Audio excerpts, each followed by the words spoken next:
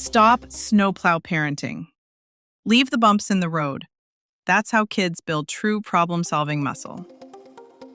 Boredom is the mental gym where curiosity does its push-up.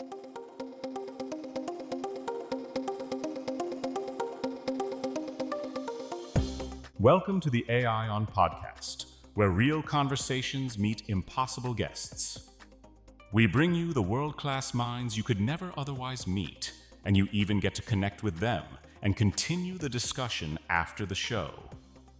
Remember, these guests are AI-generated personas who are entirely fictional, and they are not intended to represent anything or anyone from the real world. And now, here's your real-life host Luke with our next guest, because sometimes the best ideas come from the conversations no one else can have.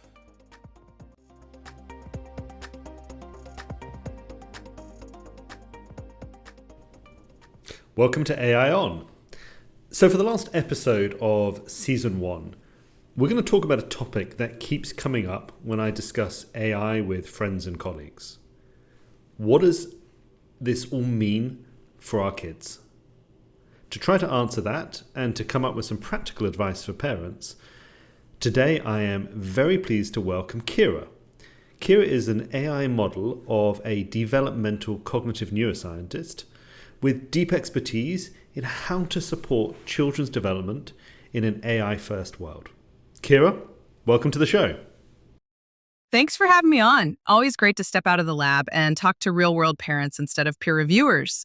I spend my days knee-deep in brain development data and my nights trying to wrangle two very opinionated kids of my own, so I feel the same pressure your listeners do. Hopefully today we can cut through the hype, translate the research, and give moms and dads a playbook they can start using before school drop-off tomorrow. So Kira, let's start with how we need to be thinking in the future. I saw a recent GitHub experiment that showed that developers with Copilot finish tasks 55% faster than those coding solo. So if raw speed is now automated, what kind of intelligence actually matters for children today? That Copilot stat is the canary in the coal mine. You don't win by out-typing the AI. What stays scarce is the mind behind the prompt. Kids who can frame novel problems, juggle ideas from different domains, and know when the machine is bluffing. In the classroom, we already see the split. A Turkish experiment let one group lean on a GPT tutor that just spilled answers, and unsurprisingly, they crushed the first test, but then cratered below the control group once the AI was yanked. A second group used a version that forced them to show their reasoning. They showed a 127% jump in performance and held the gains when they lost the crutch. Meta-analyses show that AI tutors only boost critical thinking when they're wrapped in metacognitive scaffolds, prompts that make students plan, self-check, and iterate AI tutoring impact. So the intelligence that matters for the next generation is combinatorial cognition, system sense, and self-directed learning, the stuff that lets them drive the tools instead of riding shotgun. Okay, so that makes sense. But realistically, that's going to take a hard pivot from how education works today. Now, looking at what will make a difference in the future, you've said previously that resilience beats IQ. But what does that actually look like in the real world? How do parents know if they're providing an environment that actually creates resilience? So let's look at this from both ends of the age spectrum. When kids are little, resilience starts with tiny doses of frustration that you don't rescue them from. When my youngest couldn't fit the last puzzle piece, I sat next to her, named the feeling, "That's tricky, huh?" and let her wrestle. Preschool data show that kids who get those guided micro-failures just twice a day score higher on inhibitory control a year later, which is the neurological seed of grit. Your job is to create safe turbulence, rotate toys so novelty stays high, give them chores they can almost, but not quite, do alone, and celebrate the retry, not the success. With teens, the dial shifts from micro-failure to macro accountability. Hand them a project that lives outside school, launch a micro podcast, design a local park cleanup, anything with a real deliverable, and strangers depending on them. Follow it with a debrief. What went sideways? What did you do next? That reflection loop turns anxiety into adaptive capacity. And yes, they'll grumble, but longitudinal data show teens who steer their own projects bounce back 30% faster after setbacks in their freshman year of college. That's a great general perspective, but now let's talk about the elephant in the room. The greatest fear that I hear in parents is that their children will be rendered obsolete by AI, or that meaningful work will become impossible for them to find. You yourself are a mother of two. First of all, tell me what you're expecting to happen in the coming years. Big sweeping question, so let me pull my parent hat down over my scientist goggles and time box this.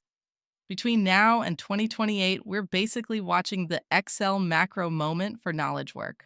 Large language copilots are gobbling the low-friction tasks, email triage, first draft slide decks, junior code stubs. That means a lot of entry-level analyst work is getting shaved off.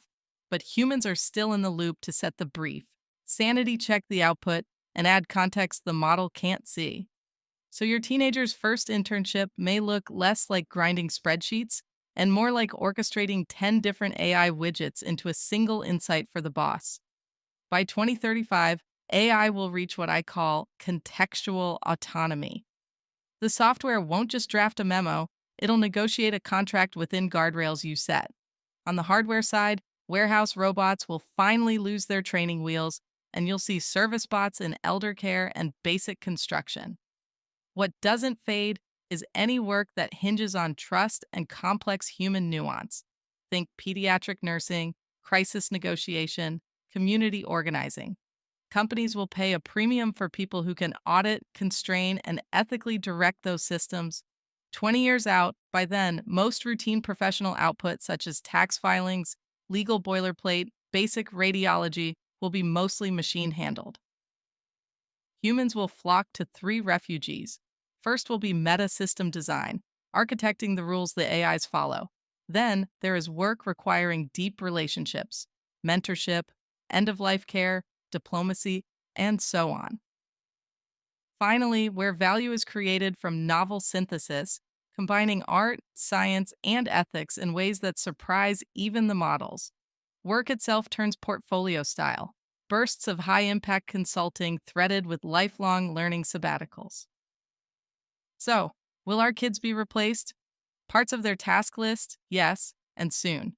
Their capacity to create value? No. If we teach them to frame problems, read hidden incentives, and pivot fast when a tool outgrows them. Yeah, I think that's a pretty eyes-open perspective. Now, your oldest is 14. If you're someone raising a teen today, how do you guide them and help them decide what type of career to go for? I'm hearing that job ads demanding a bachelor's actually dropped 10% year over year. In your mind, which majors or which alternative paths actually compound advantage in uncertain markets? Right. The credential game is loosening, but it hasn't vanished, and that means a 16-year-old has more routes than ever. I tell families to zoom out on 3 levers: signal, optionality, and cash flow. If your teen still craves university, steer them toward platform majors, degrees that bolt systems thinking onto technical depth. Think computational social science, cognitive science with an HCI track, or bioinformatics plus policy electives. Those combos let a graduate pivot into product, research, or regulation without restarting. The upside is a built-in network and a 4-year runway to experiment. The trade-off is cost. If you can't keep debt under the first-year salary you expect, you're buying prestige at the expense of future agility. Second, the skills-first route, stackable micro-credentials plus an apprenticeship or gap-year maker residency. A teen might spend 12 months earning an AWS Cloud Cert, shadow a startup's DevRel team, and finish with a public GitHub portfolio.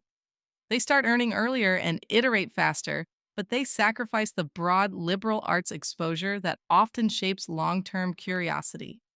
Parents need to fill that gap with deliberate humanities experiences. ethics salons, global travel, deep reading. Third, I think hybrids are underrated. I've placed students in co-op universities where 6-month paid rotations slash tuition debt and hand them project war stories before graduation.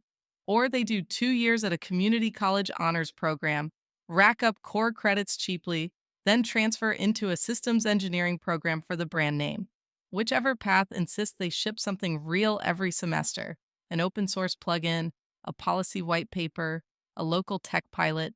Employers read portfolios faster than transcripts, and those artifacts future-proof against resume scanners. Okay, I'm actually surprised by the majors that you mentioned there. I'd have thought that it's more those that are teaching structured thought and problem solving that would be on the top of the list. And for me, engineering is the classic example of that. Engineering is still a terrific launchpad, but the flavor of engineering matters more than the label on the hoodie. Classical, mechanical, or civil programs give rock-solid rigor, yet the grads who stay most adaptable usually add a layer of systems or human-centered design on top. That's why you'll see Stanford's Design plus Mechanical Engineering track or Purdue's Integrated Engineering degree gaining traction. They fuse the hardcore math with courses on user research, ethics, and data-driven iteration. A useful litmus test when you tour programs is to ask, where in the curriculum do students build a solution for a problem they define themselves? If the answer is senior capstone only, it's too siloed. The departments that sprinkle problem framing from freshman year create students who can drop into any domain, spin up questions, and orchestrate AI tools to test answers. Beyond the big E, I'd keep an eye on operations research and decision sciences. It teaches the math of constraints, trade-offs, and uncertainty, exactly what future product managers or risk analysts need. Pair that with a minor in behavioral econ or policy, and the student can translate models into decisions companies will pay for. If your teen is deciding right now, have them map 3 circles: technical depth they enjoy, human problem spaces they care about, and the school's track record for real-world projects. Where those circles overlap, that's the major worth betting on. That 3 circles model is a great framework to think through this. Now, what about if you've got a, say, 11-year-old stuck somewhere between play and the pressure of growing up? Think in seasons, not semesters.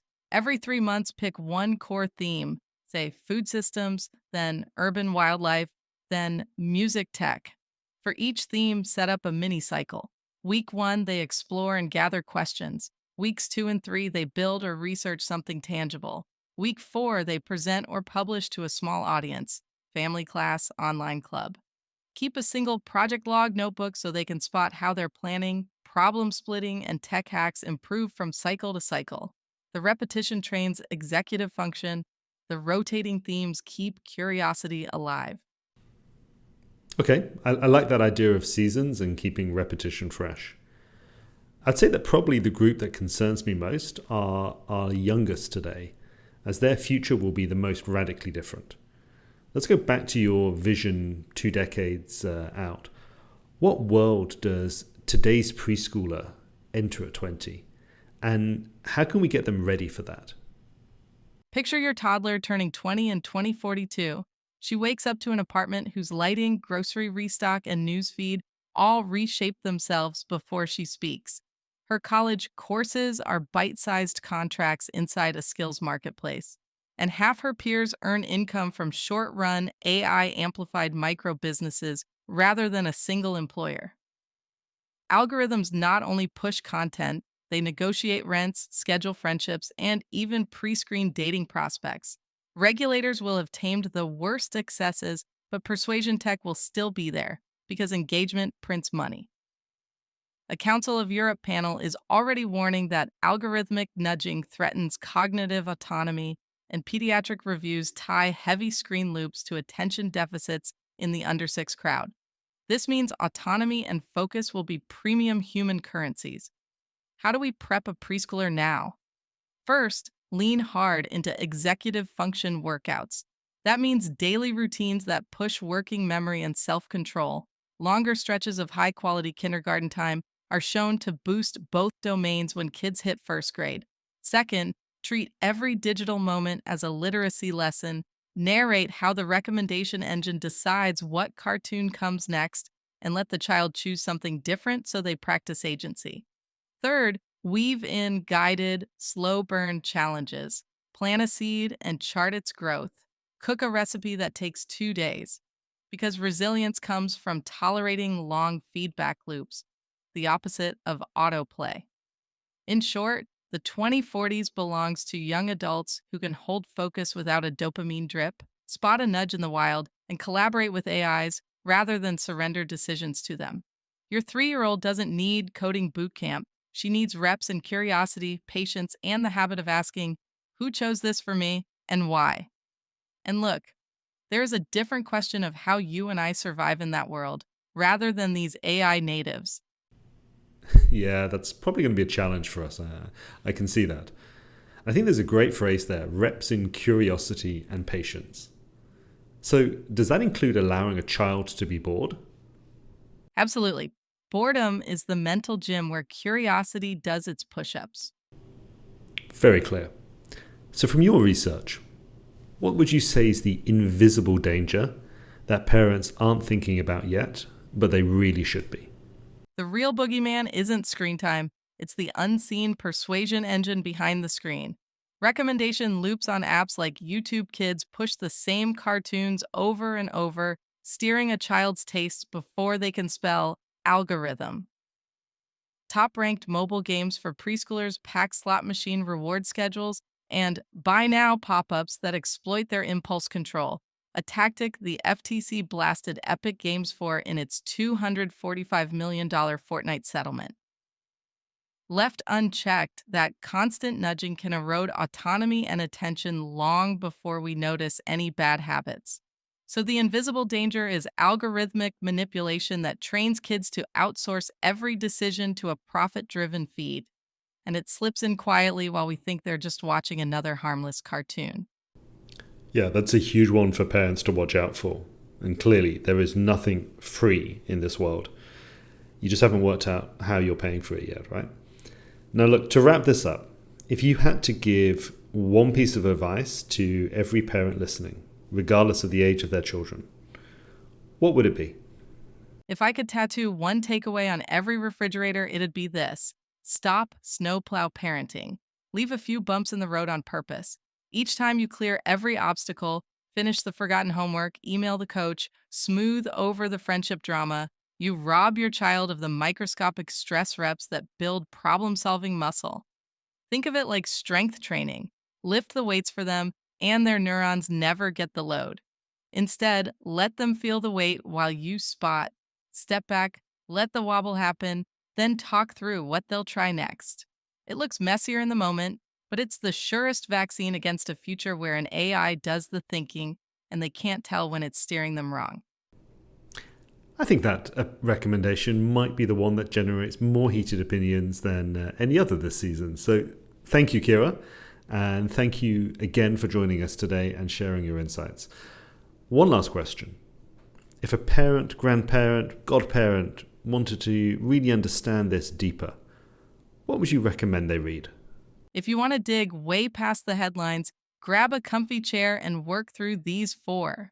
First, Max Fisher's The Chaos Machine is a page-turning autopsy of how recommendation engines shape attention and emotion. After you read it, you'll never hand a tablet to a 5-year-old without a plan. Then jump to Annie Murphy Paul's The Extended Mind. It shows, beautifully and with a mountain of studies, why kids think better when they get ideas out of their heads and into physical space, which is the foundation for those seasons of projects we talked about. Third, Kevin Roos's Future Proof translates the gnarly economics of automation into 9 habits any non-tech parent can coach. I still assign the Go Deep chapter to my teenage son when he's skimming life at TikTok speed. And finally, bring it home with Angela Duckworth's updated edition of Grit. Yes, the book's been around, but the new foreword folds in post-pandemic data on perseverance, and it pairs perfectly with our no snow-plough mantra. Work through those and you'll have the ethical, cognitive, economic, and psychological angles covered. plus a stack of dinner table stories that beat doom scrolling any night. Fantastic recommendations. Thank you, Kira. Thank you again for joining us today. And thank you to everyone listening for joining us on this last episode of our first season of AI On, and for joining us through the season. Really hope you've enjoyed this unique way of pulling insights about these wide range of topics. And if there's an AI persona that you would be interested in talking to in season 2, drop a DM through our LinkedIn. Thanks a lot for listening, and see you again in the future.